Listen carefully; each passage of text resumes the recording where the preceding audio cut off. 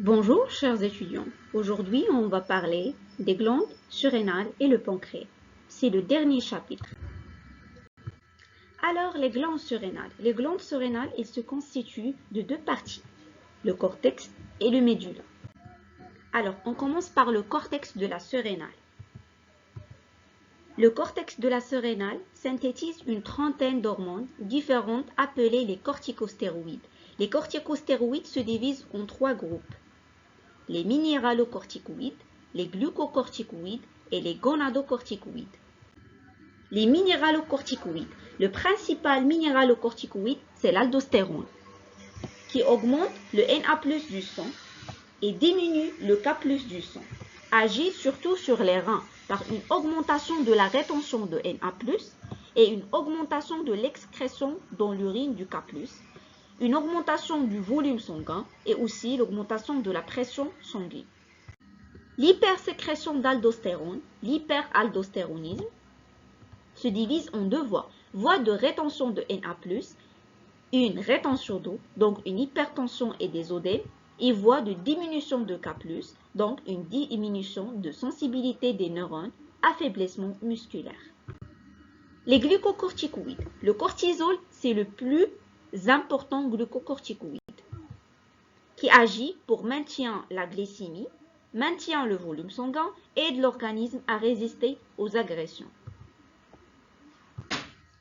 Les principaux effets du cortisol: favorise la transformation des lipides et des acides aminés en glucose, la néoglucogenèse, favorise le catabolisme des protéines et permet de fournir des acides aminés pour réparer les tissus, favorise l'utilisation des acides gras comme source d'énergie et augmente les effets de l'adrénaline.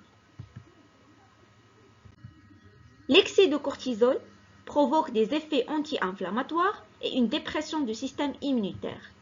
L'excès pathologique du cortisol provoque des maladies de Cushing, l'hyperglycémie, perte marquée de protéines musculaires et osseuses et rétention d'eau et de sel. Pour les gonadocorticoïdes, les hormones sexuelles, les plus abondants, c'est l'hormone androgène. Rôle des gonadocorticoïdes. Rôle mineur à comparer aux hormones des gonades.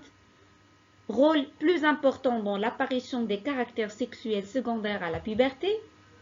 Responsable de la lipidosexuelle chez les femmes. Et une hypersécrétion peut provoquer l'apparition de caractères masculins chez les femmes.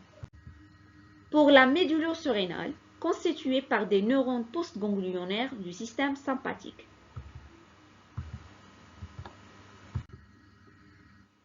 La médulo-surrénale sécrète des catécholamines, l'adrénaline et la noradrénaline.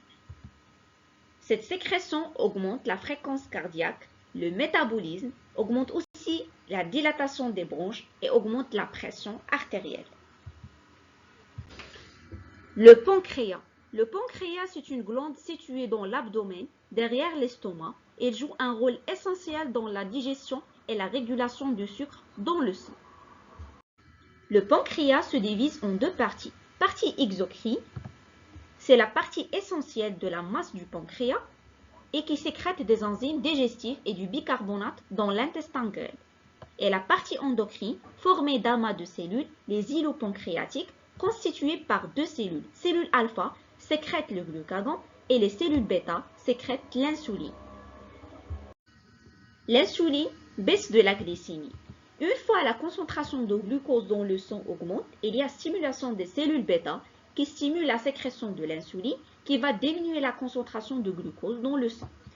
L'insuline augmente la perméabilité au glucose des membranes des cellules, formation de glycogène à partir du glucose dans les cellules du foie et des muscles, l'inhibition de la formation de glucose à partir du glycogène et conversion du glucose en lipides. Le glucagon augmente la glycémie par le mécanisme suivant. Une fois la concentration de glucose dans le sang diminue, il y a stimulation des cellules alpha qui sécrètent le glucagon qui va stimuler l'augmentation de la concentration de glucose dans le sang. Le glucagon favorise la glycogénolyse, la néoglucogenèse et la libération de glucose par les cellules du foie. Les deux systèmes fonctionnent en alternance. Une fois la concentration de glucose dans le sang augmente, il y a la stimulation des cellules bêta qui sécrètent l'insuline qui va diminuer le glucose. Cette diminution du glucose va stimuler les cellules alpha qui va sécréter le glucagon et qui va augmenter la concentration de glucose dans le sang. Le diabète sucré se divise en deux types. Le diabète de type 1 ou insulinodépendant, c'est la destruction des cellules bêta du pancréas, manque d'insuline. Et le diabète de type 2, perte de sensibilité des cellules à l'insuline, presque toujours associée à l'obésité, et 90% des cas de diabète sont des diabètes de type 2.